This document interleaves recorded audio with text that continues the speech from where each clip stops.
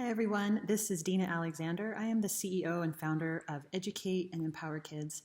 Today, we are going to be talking about a topic that is very serious and one that I feel passionately about and that I'm sure you, as a parent, are also concerned about. We're going to be talking about predators. I'm sure a lot of you understand, or I hope you understand, that 90% of sexual abuse and predatory behavior happens from people we actually know. I think typically it's easy for us as parents to spend our time teaching our kids about stranger danger or making sure we're not leaving our kids alone at the park or, at a movie. But we tend to forget about the people that are closest to us, the people that are right around us, right within our church, right within our neighborhood. Someone that works with our kids at school or in an after-school program. I'm a firm believer in the statistic that 1 in 4 women and that 1 in 5 men have been sexually abused. And so that is, for me, another reason why this is so important for us to talk about. So first, let's talk about what is a predator. Again, it's important for us to realize that this can be a friend of the family. It can be a neighbor. It can be someone within our church. It can be a coach, a teacher at school, and it's hard for us to accept that. It's hard for us to understand and to really take in the idea that something so terrible could happen, or that it could happen from people that we love and care about, people that we start to trust, or that we have trusted our whole lives. And I think that is what it is so difficult sometimes for us to understand, for us to accept, and then for us to be brave enough to report that behavior or to stop the behavior before it begins, because we don't want to accuse people, we don't want to make other people uncomfortable, we don't want to hurt feelings. But at the end of the day, our kids are worth it, and they are the most important. They are our priority, not the feelings of other people. It's also important to note that sexual predators typically have already abused. That's why they're called predators. It's not like this is their first time as adults. Most sexual predators began as older children or as teenagers, and the classic pedophile, at least, by the time they get to college, they've already left several victims in their wake. And as an organization, when we have done our research, we have found that there's been a huge increase on peer-on-peer sexual abuse or sexual harassment. And I believe that's due to pornography and the generally R-rated culture that our kids are living in, middle school and high school particularly. They're being exposed to so much. Things are being so normalized as being okay to touch, to violate other people, that they don't think of themselves as predators, but that is exactly what it becomes very quickly. So what is grooming? Now, this to me is something that we are going to be focusing a lot. We need to focus on, because it can happen so subtly and it can happen so slowly. Now, a lot of times grooming behaviors, for the most part, they're not illegal. And so that's also, I think, what stops us from recognizing or reporting certain behaviors. Giving someone a hug is not illegal, but it might be the evidence of another pattern that might be forming, right? And so we need to make sure that we can let our kids know about some of these grooming behaviors, how they might happen, and what we need to do when we feel those uncomfortable feelings, those icky feelings, and that we need to recognize and act on those feelings. So why does grooming happen? Why doesn't a sexual predator just go pick a child and act out? Well, obviously they know that they will be caught. And so this is why it's difficult sometimes for us to realize, because we want to think of sexual predators as being creepy old men or people that are just ugly, or, that nobody likes them, or maybe they're single or they're not even married. Nobody, they don't have relationships, that they're isolated from the culture, and they're really not. They're really right among us. They look just like normal people. They look just like us. Again, they might be right within our family or in our social circle, but they typically start this grooming behavior, and it is, of course, to break down the defenses of the child, but as well as the parents, to get the parents used to certain behaviors, to get their parents thinking, oh, that's just how so-and-so is. Oh, that's just the kind of joke so-and-so says. Oh, Uncle so-and-so is just kind of touchy, or, oh, he just likes this. Ha, ha, ha. And we need to kind of be a little bit more intelligent, a little wiser, so that we can protect our kids. So what might a predator do to groom our kids? Many things that we can be on the lookout for, and things that some of us already know, either through experience or because in the past our gut feeling made us uncomfortable. So often a predator will use their position of authority to groom a child. They know that a child maybe cannot say no to them or is not used to saying no. Most of us as children, particularly girls, we have been taught to please, to acquiesce to authority's behavior, right? We often reprimand our kids when they tell us no or when they give us a certain attitude. But I think sometimes we need to embrace that sassiness to help them to say no at the right time, right? So again, using that position of authority, the teacher, the principal, a coach, they're going to ask us to do something. They're going to ask us to come to extra practice. They're going to ask something. And of course, as a child, we're going to acquiesce to that behavior. So again, teaching our kids what to look for. Often they're going to prey upon children who are in need of love, need of attention and affection. So that is often why they're going to choose a child that maybe is having a harder time at home. Predators are, of course, going to help that child feel really special. They're going to pay attention to them in maybe ways that their parents are not available. Parents working, single mom, single dad, they're going to take that opportunity always to step in and be helpful. And that doesn't mean that all of our friends and neighbors are terrible people or scary people because they are willing to help. But again, we want to be looking for that pattern of behavior that makes us uncomfortable or that just seems a little off, okay?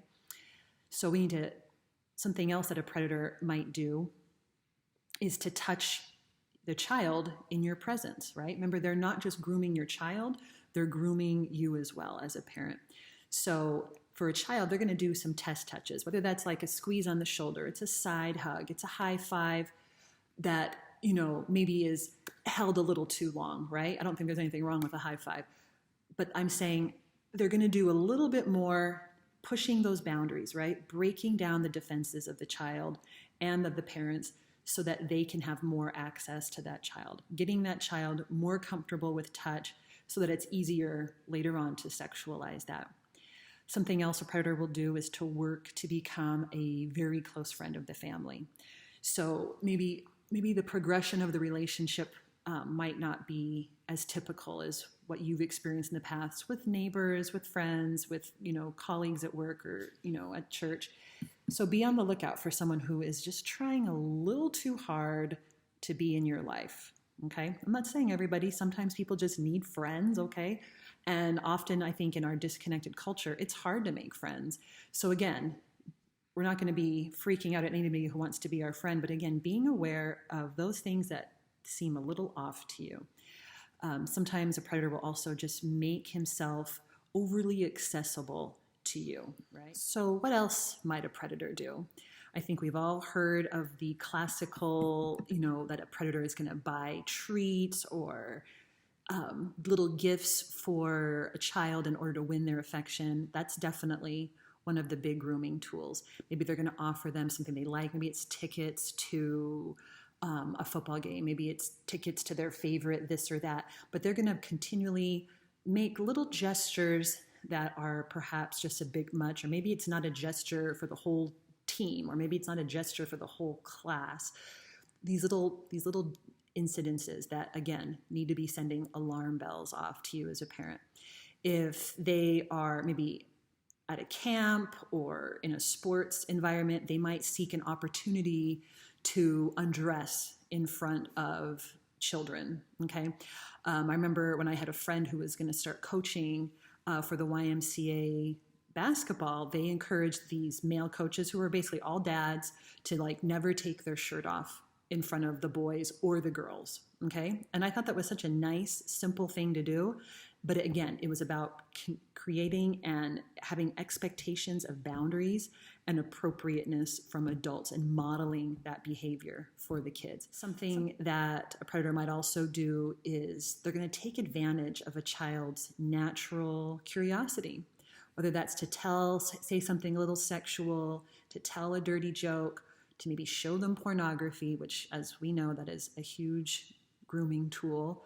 And I've often had parents ask, well, why would they do that? And it's like, because they want to be able to show the child what they want, but they also use pornography to, again, to break down the defenses, to help them think that these things are normal, that it's okay, that that's what everybody does, or that's what it's cool to do, or that's what older people do. Again, kind of creating this camaraderie around, sexual things, sexual games. Oh, we're going to play this game. So predators will not just do physical things like give a gift or touch. They're also going to try to become your child's best friend, right? They're going to become a sympathetic listener, whether that's, they're going to be a confidant for, the rough things going on in the child's life. They're going to be the great listener when somebody disappoints that child, if the parent isn't being the best parent. They're going to, they might even take the opportunity to undermine the parent or undermine other teachers or undermine other people in positions of authority, but particularly the parents, as they continually bring them closer and closer, not just physically, but emotionally as well. At a certain point, a predator is going to isolate a child. They're going to single them out. They might involve them in activities that are just for two people, right? Oh, I have 2 tickets to this baseball game, but I just have 2, do you want to come with me? Or, oh, do you mind if I take your son to this game? Etc. Finding ways to be alone with the child. Now, it's important to note that this is not just something done physically, but again, because we now have to worry about online predators, this is something that's done digitally as well, right?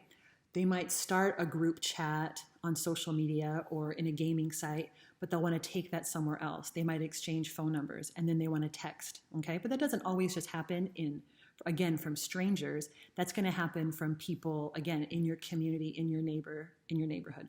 We go to church, and I have advised my kids not to be friends with the adults at church on social media, particularly those of the opposite gender. I've told my daughter, don't ask to be friends and don't accept friend requests from the adult males at church.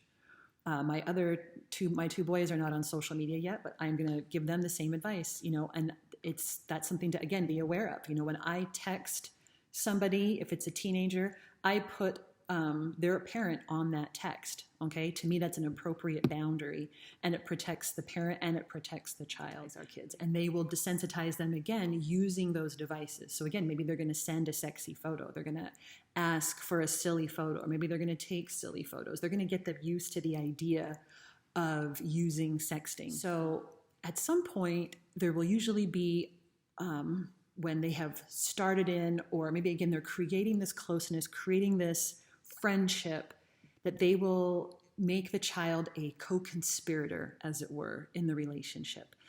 And that's part of that secret keeping, right? That I remember as a kid being told, you do not have secrets with adults, blah, blah, blah. This is sort of some of that similar behavior that, this is our relationship. This is our special time.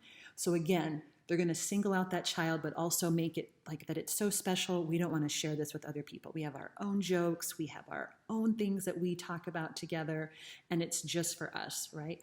Again, creating that other feeling of, that you're special, or that I only trust you with this, etc., as they groom that child. It's important to note that they will, of course, have a progressive, inappropriate use of touch. That seems to be one of the ones that we can identify more easily as parents, because we can see it, or our kids are able to communicate that better. It's sometimes difficult for kids to communicate some of these other grooming behaviors, right? It's hard for them to say, well, he made me feel special. Kids are not going to say that. That's just not typically how they're going to express themselves. But they can say, so-and-so touched me here, or so-and-so, pinched my bum, or slapped my bum, or, was tickling me and it made me uncomfortable. But again, we're being on the lookout, and we're teaching our kids to be out on the lookout for appropriate touch, that predators are going to go where kids are going, okay? So just like when we were kids, they went to the park, they went to the skate park, the beach, wherever we were as kids, the mall, that's where predators were going to go. So now, because our kids are online, that is where predators have gone, right? Whether that's on gaming sites, social media sites, teen-only platforms, predators are going to be there. So that is why it is so important for us to know how these platforms work.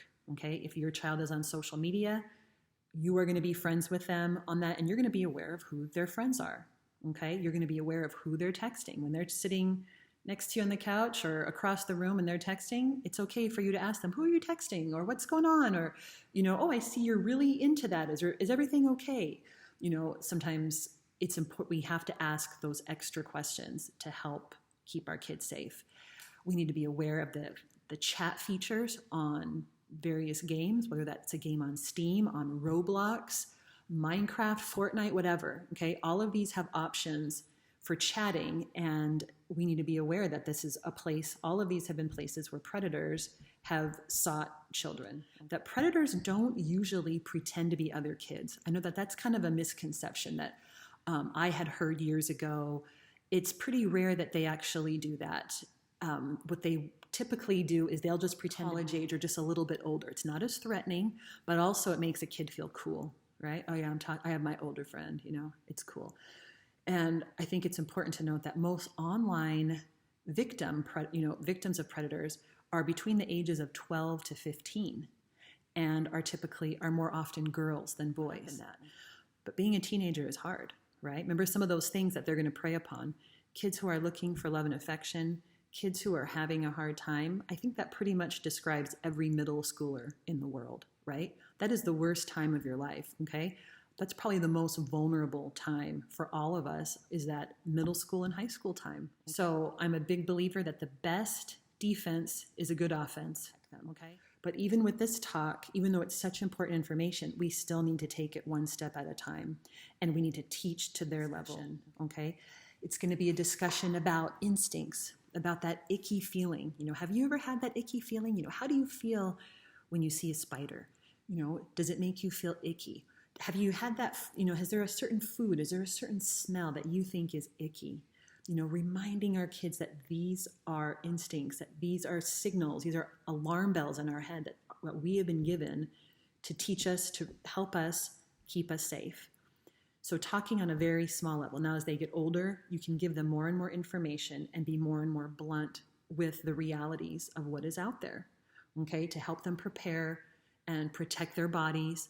We all know the good touch, bad touch discussions, whether you want to call it good touch, bad touch, or you want to discuss healthy and unhealthy touch.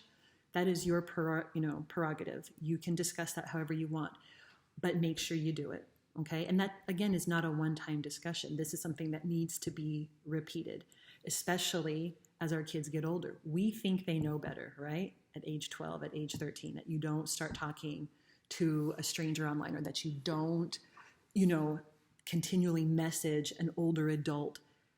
But our kids don't know better, especially if they're vulnerable, especially if they're not feeling good about themselves. They are going to be seeking out, they are going to go where they feel loved, right? So if that happens to be from this person online, that's where they're going to go. If it's from us, that's where they're going to go. So we need to safeguard our kids in every way possible. Another option for a lot of parents is using a safe word. So if they're at a friend's house, hanging out, if they're at a camp, if they're at school, if something is going on, there can be a safe word. Maybe they're going to call you and say, Mom, if you don't come and get me right now, I'm going to throw up, whatever. Use whatever safe word you would like to use with your kids. And again, just reminding our kids over and over again that they have instincts that keep them safe. I think it's also important to have a list of people that you trust. So my family has moved several times in the last few years, and we have always had a very short list of people we trust. That is sometimes just one other family in the community. And again, that sometimes seems harsh, right? We think, well, everybody at church here, I'm sure they're all good people, or all the teachers at my kid's school, they've had background checks, I'm sure they're all wonderful people. Keep that list short, okay? Like I said, it has only been one or two families in our whole community, that these are kids that I would trust with my kid's life, okay? That's a pretty short list, and it doesn't include all of my relatives. It doesn't include all of my close relatives. short list of people that I am willing to trust and that I can let my kids know that they can trust. So protecting our kids online. Now, this is something that, again, we tend to feel really freaked out about, but there are many simple things. Of course, none of us can do 100% coverage, okay? The internet is too big. There are too many things going on. There are too many access points, whether that's through school, whether that's on your own home computer, whether that's through phones and tablets, but we can still do a lot of things to protect our kids. One of the simplest one is to ban phones and tablets, laptops from our kids' bedrooms. Keep those items in a public place, even for recharging, whatever. What do they sign them out to you at night? Whatever you're going to do, keep those things out in public, okay? If your kids are playing on various gaming sites, you need to understand the chat features of those. Not of every game, but you should have a general idea of how to access the chatting and how to shut it down. So they are not looking out for our kids. We have to also remember that with any online game, any online app, and every social media, their goal is not to protect us, protect free speech. Their goal is not to help us in any way. Their goal is to make money. Their goal is to have advertising, etc. So we need to remember that we have to take the initiative there. Okay. If your kids are on social media, like I said before, you need to be on social media. Whether you hate it, whether you love it, you need to be friends with your kids on social media. You need to know how they are creating fake accounts, their Finsta accounts or whatever, okay? I recently did a couple of talks with teenagers, and we asked the audience how many of them had a fake account. We did it through an anonymous survey that they were able to take. Over 60% of the kids had some sort of fake account that their family members did not know about. It's becoming more and more prevalent, so we need to stay on top of that. It's also important to just establish firm rules with our kids about what is expected of their behavior online. So what kind of person should we teach our kids to be wary of? Note adults or older kids who are giving attention to kids more than the parents are, right? They're giving more affection, more attention than parents. That's a pretty good gauge of someone that we want our kids to stay away from. We also need to remind our kids to stay away from people who are trying to get them alone, who are seeking opportunities for them to be alone, whether that's alone physically or alone on a phone, okay? Another typical person that our kids should be wary of are those older kids or adults who are undermining parental authority. So if there's another adult, whether that's at church or on the soccer team, wherever, that they're undermining parents, or particularly you, that's not a healthy person to have in your kid's life in the first place. But that should also be a big warning sign. Another person, so as we're having these discussions, we've taught our kids what to be wary of, we've taught our kids to be safe online. There's also some different questions that we can ask our kids to get them thinking, to get them being aware of how to protect themselves. So we already discussed one of them about, have you ever had that icky feeling, with an adult? Is there anybody that has made you feel uncomfortable? There's typically, in a child's life, there's going to be at least one icky adult in their life, or somebody who makes them feel uncomfortable. And if you don't think there's anyone, then I would say you're naive. But if you're in any part of a community, whether that's a church community, a school community, a busy neighborhood, a busy apartment building, there's going to be somebody who makes your kid feel uncomfortable. Get your kids to be more in touch with that uncomfortable feeling so that they know that they can call upon that feeling as a warning sign to them. I think it's also important to ask our kids and to empower them with skills like, so what can you do if somebody makes you feel uncomfortable? What should we do? Who can we talk to? What can you say to the adult? Can you tell them no? Can you just get away from them? Can you come and call me? And then it's also important to give them an idea of what they can do if mom or dad is not around. So maybe it is at football practice, maybe it's at basketball practice or at dance class, and mom or dad has dropped you off. Giving your kids options. Who can they talk to? Is there somebody else that you trust in that environment that they can talk to? Or what can they do to get away from that kind of situation? I think it's also important to give them a plan, to give them an idea of what they can do if someone does touch them or talks to them in a way that makes them uncomfortable, or they show them something that makes them uncomfortable, whether that's pornography or something else that just makes them feel bad.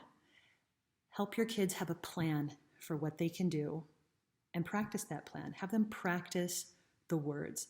I know that my children, when they were really little, had a really hard time with saying no or using a loud voice because we had been so big on having indoor voices and, stuff like that, that we really had to practice with them to help them find their voice. So another important thing is to follow up on these discussions, talking about why my body belongs to me, why I'm going to share my toys, but I'm not going to share my body, why my body is special and why it deserves protecting.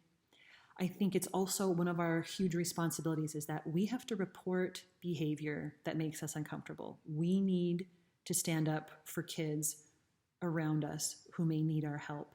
And we need to report, whether that's to the authorities, to a teacher, to a coach, to a church leader, when something is amiss. We need to be aware.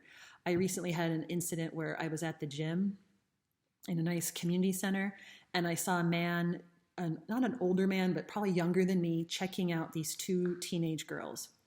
And he could not take his eyes off of them. And this is not something that happens to me all the time. I don't know if I've ever had another incident like this, where I saw this man climb up the stairs and watch these girls intently from the balcony, and then watching them on these other set of machines. And it happened to be that I was in the same area stretching as these girls were stretching. And lo and behold, he shows up. These girls had no idea, right? They were chatting amongst themselves, these two girls, not even talking. And I thought, I have to say something. And I know it, and for me, it felt weird because he looked so normal. He just looked like a regular guy. He wasn't ugly, but he wasn't attractive, just a regular guy. So I went around the corner and I beckoned one of the girls over to me. And I told her what I was worried about. I said, that man has been checking you guys out nonstop. He's over here stretching near you guys. I said, I just want you to be aware. I said, I could be totally wrong, but I wanted to let you know that this is going on, and the two girls were very grateful. And I said, just be aware that, predators don't always look creepy. They look just like regular people. And so that was something that I felt was important to say. I felt foolish, I felt kind of silly doing it, but I knew it was my responsibility that I needed to warn these kids. I think it's also important for us to educate our family and friends. Let your friends know if something makes you uncomfortable, but also if they happen to be somebody who doesn't spend a lot of time with their kids, or maybe both parents are working and they're gone a lot, and so their kids have to be in the care of many different people or different after-school programs or different daycare and babysitting, make them aware of what they should be on the lookout for, the words that they should hear from their kids about maybe they've been touched, or maybe something is uncomfortable, or they don't like that, that teacher, or they don't like that caregiver, that we can, again, continue this conversation. Even though it's uncomfortable, we need to talk to our family and friends about this. And so that's my plug, to share this webinar with your family and friends. Now, finally, I want to talk to you about what we should do if something, heaven forbid, but if something happens to our kids, okay? So if our kids come and tell us that something has happened, or we discover something, it's first, most importantly, to help them feel safe and to help them feel loved.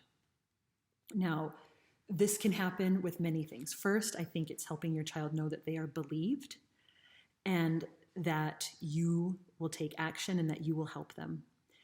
And so, again, you know your child, so you know the best way to do that, whether that is thanking them for telling you and letting them know that you appreciate that they trusted you and that they are willing to open up about this, but also asking them to help you understand, to give you a little more information to help you understand so that you can help them the best you can. I think it's important for us, especially as moms, to not become overly emotional. As our kids tell us this, I know that this would be difficult for me, or that I would immediately go to anger and I would want to hurt the person who hurt my child. But again, we have to step it back and think about what our kids need. Do our kids need us to be overly emotional? Probably not. because this is not about us, right? This is about our kids. So they would need us to be strong and be supportive of them and to help them not feel ashamed by helping them realize it's not their fault and not asking any accusatory questions or, well, why did you go alone with them? Why did you break my rule? You know you're not supposed to do that. You know better. That's why, again, just asking open and help me understand what happened.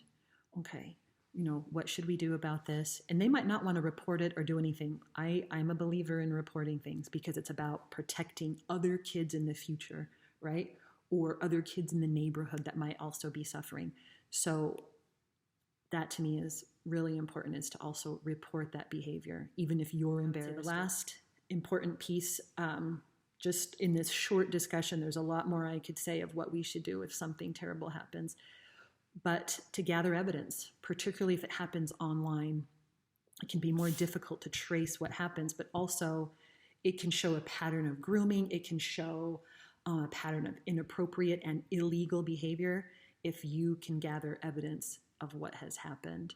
But most importantly, just to help your kid feel loved, feel safe, to know that you were there for them and that you're going to do everything in your power to protect them. So I hope you can share this. I hope that you can use this to strengthen your kids and to strengthen your families. We are also having a Kindle sale today through the weekend, November 8th through the 10th. If you would like to take advantage, all of our books will be on sale. Thanks.